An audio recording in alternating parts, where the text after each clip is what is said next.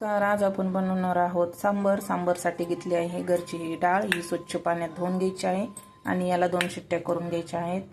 सांबरसाठी मी घेतलेला आहे शेवगा कट करून घेतलेला आहे. यामध्ये घालूया कट केलेला बटाटा आणि हे 2 वांगे कट करून त्याच्यामध्ये घ्यायचे आहेत. आपल्याला डाळ स्वच्छ अशी धुवून घेतलेली आहे. गॅस चालू केला आहे. आपण यामध्ये घालूया डाळ, थोडंसं मीठ, थोडीशी हळद आणि 1 ग्लास पाणी.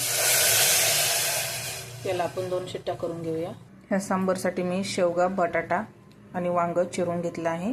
याला 2 मिनिटं आपल्याला मीठ घालून शिजवून घ्यायचं आहे. आपल्याला अद्रक लसूण हे बारीक करून घ्यायचं आहे.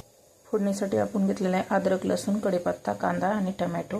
हे परतून घ्यायचं आहे आपल्याला कढईमध्ये. आता पण डाळ छान अशी शिजवून घेतली आहे आणि आता आपल्याला भाज्या पण शिजलेल्या आहे. हे वरण शिजवून घेतलेलं आणि भाज्या आपल्याला एकत्र करायच्या आहे. तेल गरम केलेलं आहे. आपण यामध्ये घालू खडा मसाला, यामध्ये घालूया कढीपत्ता, यामध्ये घालूया कांदा. हे छान असं परतून घेऊया. यामध्ये घालूया अद्रक लसूण, यामध्ये घालूया टोमॅटो, 1 सेकंद. यामध्ये घालूया हळद, कांदा लसूण मसाला 1 चमचा, धना पावडर 1 चमचा, सांबर मसाला 1 पाकिट.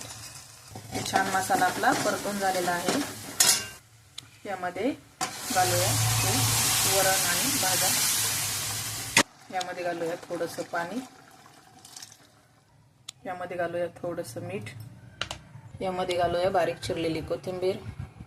छान असती कस्तुरी मेथी थोडीशी घातली चव येण्यासाठी आपल्या सांबरला.